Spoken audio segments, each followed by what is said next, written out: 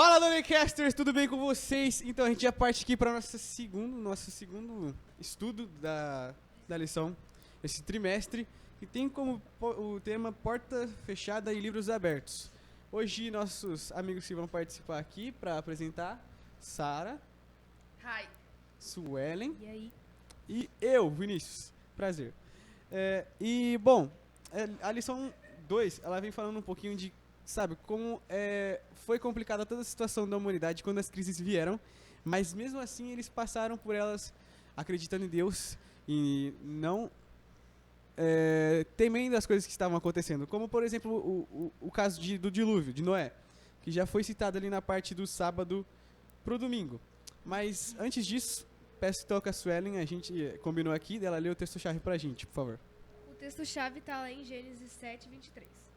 Assim foram exterminados todos os seres que havia sobre a face da terra, as pessoas e os animais, os seres que rastejam e as aves dos céus foram extintos da terra. Ficou somente Noé e os que com ele estavam na arca. Muito obrigado, Su. Sara, quando você quiser comentar, você pode puxar, tá? Que eu paro aqui. Mas então, a lição 2, ela vem falando também sobre o quê? Sobre o momento em que estamos passando agora, que é o qual? O julgamento investigativo, no qual as pessoas estão sendo julgadas conforme as ações dela, os pecados dela, tudo que ela fez na vida, porque a gente aprende aqui nessa lição, a gente entende que existe o livro da vida e o livro do memorial, onde essas anotações são feitas. Mas esse julgamento, por mais que algumas pessoas acham que ele seja um pouco pesado, ele não é. E a gente vai entender um pouco mais durante aqui a nossa conversa, o nosso bate-papo. Se você já tem uma opinião sobre, já pode ir deixando aí nos comentários. Já pode ir deixando o seu like também, compartilhando com seus amigos de adolescentes. E aí a gente segue. Pode falar, Sara, se quiser. Não? Não. Suelen? Não. Mais alguém? Não. Show! Uma coisa muito interessante dessa lição aqui é que a gente pode comparar tanto esse julgamento investigativo do céu, né, esse julgamento divino, com um julgamento humano. Tanto na questão do réu, de como se procede um julgamento, todas as etapas que tem que seguir, todos os processos, os recursos também, porque a gente vai chegar a mencionar isso. E essa tecla de julgamento, de inocência, de perdão e arrependimento, elas vão ser bem marteladas nessa lição também. Eu vou até ler um trechinho aqui, que é um trechinho bem pequenininho, mas que diz assim, ó: Deus declarará inocente todo aquele que confessar seus pecados e reivindicar o sangue de Cristo. A lição também vai focar bastante nisso, para que a gente não esqueça que, por mais que o julgamento esteja acontecendo, Jesus, ele se entregou por nós, já pagou o preço do pecado, o preço que a gente tinha, que aqui no nosso... Vamos comparar então, né, o julgamento humano. Aqui no Brasil não temos pena de morte, então como se fosse a pena máxima, que é a prisão perpétua. Jesus já pagou esse preço, já pagou o que a gente deveria pagar com a vida, só que a gente não era uma prisão perpétua, era a morte. A gente teria que pagar com a vida, a gente teria que morrer. E Cristo, ele já fez isso por nós. E enfim, vamos seguir então. Sara, pode seguir com o domingo?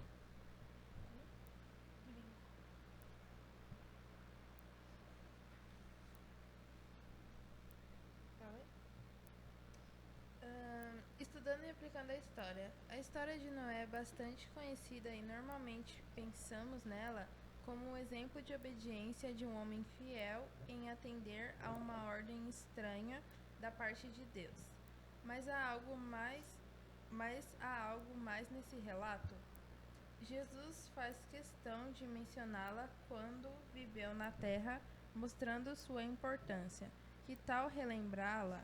Leia em sua Bíblia Gênesis 7, 6 ao 23 e depois responda as seguintes perguntas. Bom, eu sei que vocês conhecem a história de Noé, sabem do que se trata, de que choveu 40 dias e 40 noites, os animais, antes disso, né, os animais entrando para a par dentro da arca, as pessoas que rejeitaram a Noé. E bom, conhecendo toda essa história, se alguém quiser comentar alguma coisa sobre essa história do dilúvio, pode falar também. A gente já parte para uma das perguntas que a lição vem falando pra gente, que é o quê? O que você percebe na narrativa do dilúvio que se relaciona com as pessoas que vivem no tempo do fim? Ou seja, hoje. A gente chegou a discutir isso hoje mais cedo, inclusive, mas eu peço então a participação de quem estava presente. Ruazinho, Luquinhas, todo mundo, a galera, Sara, Suelen também, Matheus, Ana Clara, todo mundo aqui que está aqui presente. Como vocês acham que se relaciona às pessoas daquele tempo que estavam rejeitando a palavra, a mensagem que o Noé estava querendo levar a eles, e nos tempos de hoje? O povo que também faz a mesma coisa. Há alguma relação?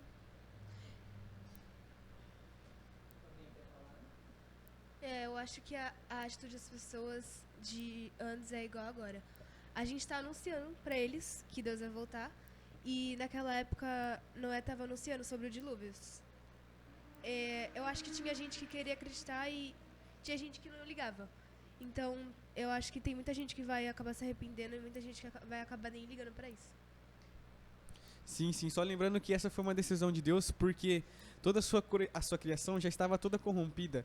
E como ele viu que não tinha mais o que fazer, só tipo uma família na Terra seguia os princípios dele. Ele resolveu então destruir toda a sua criação, poupando então a Noé e os pares de animais. E, bom, é exatamente isso que a Suelen disse. O Rosinho, pode falar? Também tem uma coisa relacionada que é a consequência, né? Como a consequência como eles não escutaram a Noé naquele tempo, foi o dilúvio, e agora vai ser a vida eterna de Deus, e aqueles que não creram em Deus, né, até o fim, vão queimar no fogo eterno. Como eu posso falar? Noé estava tentando trazer o povo para o lado de Deus, para que eles acreditassem no que iria por vir, né? Mas como vocês já sabem, o povo não acreditou, então só a família de Noé foi salva e alguns animais. Igual aqui hoje, Deus não acabou com o inimigo ainda, porque ele ainda está esperando as pessoas, algumas pessoas, não, todos, né? Ele quer que todos vão para o céu, mas como nós sabemos, nem todos vão. E ele está esperando, né, mais pessoas ainda para se salvarem e se redimirem do que fizeram no passado. Exatamente, Rosinho. Você falou tudo agora. Você disse alguma coisa que eu me esqueci agora, mas eu queria tocar nesse ponto. Pior que me fugiu da cabeça, porque você foi continuando a linha de raciocínio, mas tudo bem, depois eu lembro do que você estava dizendo. Lembrei. Você falou do fogo eterno, né?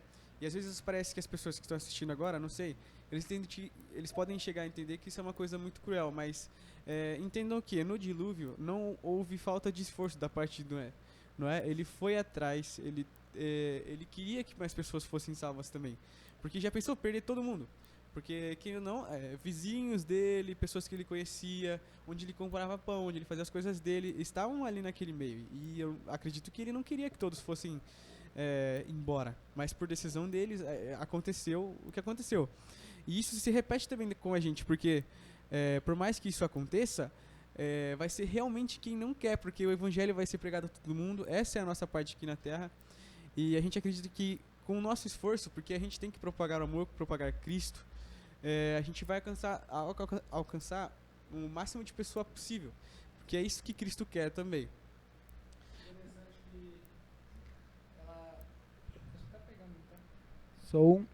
Interessante que a lição ela fala também, lição não, a gente partindo desse raciocínio, a gente percebe que não só de Noé, Deus, né? Deus, ele tem ao longo de muito tempo, ele tem se esforçado para salvar toda a humanidade.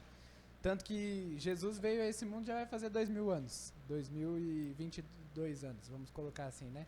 Um pouco mais, porque a gente sabe que Jesus nasceu antes do ano 0, né? Então, a gente vê aí que Jesus, ele morreu, ele subiu para o céu, ele prometeu o quê? Que algum dia ele ia vir. Ele falou o que ia acontecer e como ia acontecer. Isso não deveria ser algo para assustar as pessoas, deveria ser algo para que as pessoas entendessem qual é a urgência de estar se preparando. E geração após geração, algumas pessoas escolheram o caminho certo, mas numa razão menor, né? Em proporção àqueles que morreram não estando no caminho certo, né? Então, Deus vai julgar, mas a gente percebe que realmente ele se esforçou ao longo das eras para salvar as pessoas, né? É um esforço maior ainda tanto de Deus, de Jesus e do Espírito, né? Muitíssimo obrigado, Matheus, pelo seu comentário, pela sua observação. Reforço, qualquer outro membro aqui presente que quiser comentar, estamos abertos aqui para comentários de vocês. Para a gente seguir, então, a partir de segunda-feira, eu já vou ser bem direto no que ela vem focando, porque ali no término dela, quando diz pra gente ler o Apocalipse 14:7, essa passagem, ela diz claramente o que a gente deveria discutir, então, na parte de segunda-feira, que diz assim: temei a Deus e dai-lhe glória, pois é chegada a hora do seu juízo. Adorem aquele que fez os céus, a terra, o mar e as fontes das águas. Bom, e é isso. A gente pode então seguir agora para a parte da terça-feira, que geralmente é a parte mais interessante, a parte das curiosidades. Você quer ler algumas pra gente, Su? Sim, Daniel viu e descreveu o julgamento. Ele fala de tronos e de um ancião assentado em um trono envolto em fogo. As rodas do trono estavam em chamas. Era uma ocasião solene. Quando o tribunal deu início ao julgamento, os livros foram abertos. Obrigado. E Sara, você pode ler o segundo pra gente então? O ancião Dias, mencionado na Bíblia, é Deus Pai. Ele é descrito usando uma veste branca como a neve e tendo cabelo branco como a lã. Show. Agora essa terceira aqui, a gente estava discutindo ela bastante no trimestre passado, porque a gente viu toda a questão da purificação e o santuário e essas coisas e tal. E a gente sabe do que aconteceu então lá em 1844, que não foi a segunda vinda de Cristo, e sim a passagem de Jesus no céu para o santuário, para o lugar santíssimo. E bom, a curiosidade dessa terça-feira fala assim: desde 1844, Jesus participa ativamente do julgamento como nosso grande sumo sacerdote, que entrou no lugar santíssimo a fim de realizar a sua última obra sacerdotal em favor do ser humano. Esse é o momento para julgar os que professam ser o povo de Deus. O julgamento dos ímpios é uma obra separada que acontecerá em um momento posterior. Nós sabemos, tem o momento da ressurreição dos salvos, e eles então sobem a Jerusalém, ficam com Cristo, e durante 1000 anos eles estudam, discutem sobre os seus pecados, o porquê eles estão lá, por que outras pessoas não estão, e depois de 1000 anos ressuscitarão então os ímpios, e se procede todo o processo do juízo final. A outra curiosidade, são os livros de registro do céu que determinarão os vereditos do julgamento. Aqui é aquela parte do livro da vida e tudo mais, mas explicando ainda mais do que se trata. O livro da vida se encontra entre eles. É nele que estão os nomes de todos os que algum dia ingressaram no serviço de Deus. No livro memorial estão registrados todos os bons atos daqueles que temeram o Senhor e honraram o seu nome. Há também o relatório dos pecados dos homens, ao lado de cada nome nos livros do céu. Está escrito toda má palavra, todo ato egoísta, todo dever não cumprido, todo pecado secreto. Advertências enviadas pelo céu ou reprovações negligenciadas. Momentos desperdiçados, a influência exercida para o bem ou para o mal, assim como os resultados de vasto alcance. Tudo é historiado pelo anjo relator. Também diz que a lei de Deus é o padrão do juízo, e também que quando o trabalho de Cristo como mediador terminar no céu, ele virá buscar os salvos. Então, lembrando aqui do julgamento de Deus e o julgamento humano. Assim como devem haver provas também no julgamento humano, nós temos aqui também provas e argumentos da parte de Deus, quando ele vê cada ato da nossa vida, quando a gente for então ser julgado. A gente pode seguir então agora para o que vocês acharem melhor, que vocês quiserem comentar, porque a lição agora vai focar bastante nisso. Sara, vocês querem seguir para a parte de quinta, quarta? Pode pular pra quinta direto, né? Para quinta? Eu vou pegar aqui um trechinho da parte de quarta-feira que diz assim: quando alguém tem pecados que permanecem. Opa, perdão, vou voltar aqui.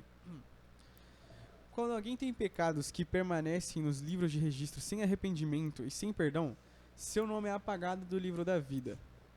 Isso está no livro Os Resgatados, que inclusive o Ender ele tem aqui, na página 246.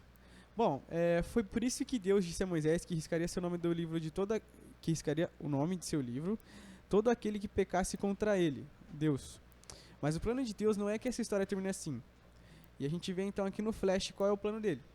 Todos os que se arrependem de verdade e que pela fé reivindicaram o sangue de Cristo como seu sacrifício expiatório receberão o perdão, o qual foi registrado nos livros do céu. Como se tornaram participantes da justiça de Cristo e seu caráter foi achado em harmonia com a lei de Deus, seus pecados serão apagados e eles serão considerados dignos da vida eterna. E então a gente pode já, finalizando essa conversa sobre porta fechada, livros abertos, o quê? Que por mais que você peque, por mais que você erre, por mais que todas as coisas da sua vida te impeçam de crescer espiritualmente, ainda não só há esperança, como vão ter oportunidades para que você conheça Cristo, para que você ajude um irmão, para que você seja uma pessoa diferente no mundo que já está tão, como posso dizer, mundanizado, não sei dizer, mas Cristo, ele, por mais que o seu nome esteja lá anotado por algum pecado que você fez, alguma observação que talvez não seja legal, ele concede perdão. Deus ele concede perdão para todos nós através de seu Filho. E isso é que nós temos que focar então. Se de tudo que a gente chegou a debater agora, se a gente esquecer, se a gente não pode esquecer de quê? Que Deus, ele nos considera inocente. Apesar de tudo, ele nos considera inocente. Ele quer que a gente se arrependa. Porque o arrependimento, ele é um processo difícil. Mas é um compromisso que você estabelece entre você e Deus, entre você e outra pessoa. O arrependimento, ele é isso. E bom, se alguém não tiver mais alguma observação, a gente pode então concluir. Alguém quer comentar? Bom, muito obrigado então. Vou só fazer uma oração aqui para a gente realmente terminar. E bom, começou as fontes. Oremos. Senhor Deus, muito obrigado porque até aqui o Senhor nos abençoou, nos guardou, nos concedeu o perdão, esse perdão que salva tantas pessoas de seus pecados, me salva dos meus pecados, porque nós sabemos que nós não suportaríamos a morte que Cristo suportou. Então, eu peço então, que o Senhor continue nos perdoando, nos ajudando a não pecar e que esteja também à frente desse projeto tão maravilhoso que vai alcançar muitas pessoas ainda. Muito obrigado por todas as bênçãos, esteja conosco, é o que eu te peço e agradeço. Em nome de Jesus, amém. Amém. Valeu, galera, de novo curte aí, compartilha, se inscreve no canal, segue nas redes sociais e é isso aí. Até mais, até mais.